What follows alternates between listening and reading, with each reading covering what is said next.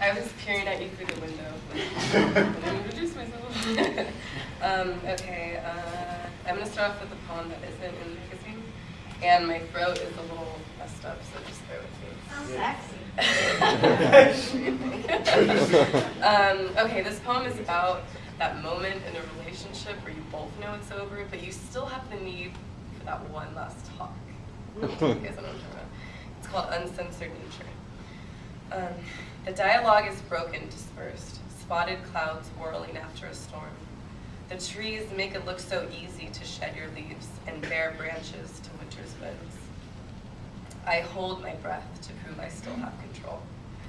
The dialogue is scattered, random, words falling from mouths and dancing with leaves.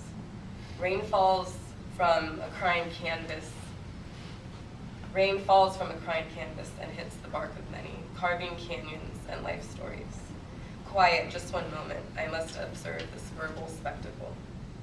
The dialogue changes slowly, stealthily moving along a continuum from, oh, fucking God, to not so fucked up. I see it drifting, a passing rain that might have been able to fertilize this land. Let it pour, uncensored nature.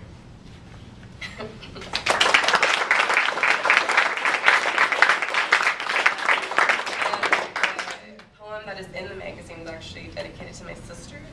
And about 6 months ago, she left her abusive boyfriend that she had been dating since high school for like 9 years for a woman. And so this is my poem to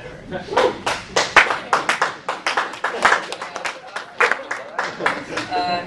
Some people would rather you stay with the abusive boyfriend who demanded $7,500 in return for your life, who bought you birthday gifts with your own money because he's a chivalrous motherfucker, who put a cigarette out on your face since the ashtray was full. God would rather you use your soul to carry around old demons like an old suitcase. Pastor would rather you batter ram your emotions into a sardine can on the tip of a pinhead. But let me tell you, sister, who you are is fine with me. And let me tell you, sister, the caged bird doesn't sing. You're a peacock, not a parrot, sister, so let your wings breathe.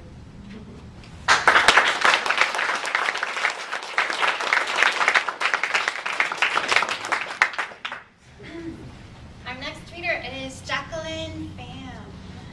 Is she here? Because I have not had the pleasure of meeting her. Yeah. Okay, it doesn't look like she's here. See her. Can anybody confirm? Okay, good.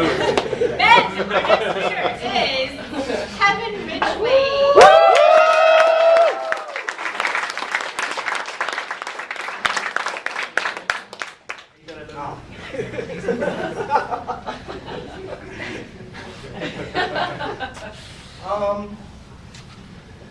I wrote this poem for my ex-wife, and she couldn't be here tonight.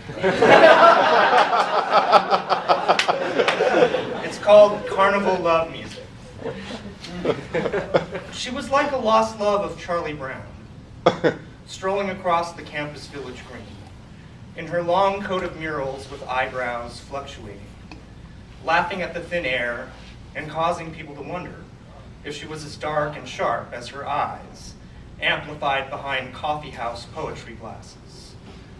We met at the plastic toy farm exhibit in my white barren room after my sisters and I finished off a bottle of rum, only to reveal a bikini-clad Puerto Rican who we cast in the farm scene as the town drunkard.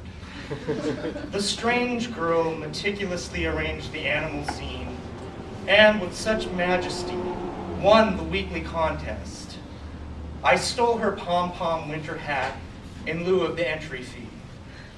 The naysayers forbade me to see her again, but I climbed into her room, lantern boxes and pictures of all of her favorite presidents, and the rare Bowie record playing in the background as she jumped on a trampoline.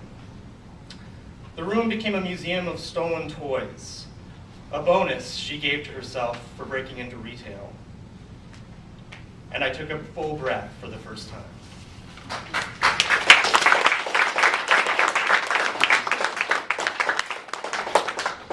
This one is called If I Were on a Talk Show.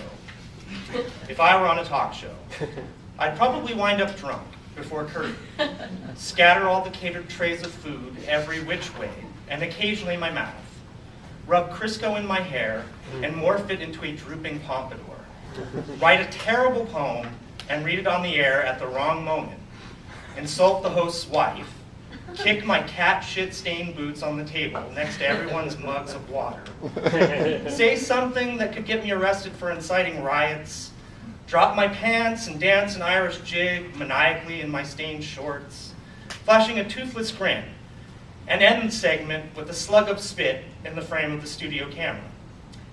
But that won't happen until I'm a dirty old man of 45 years old.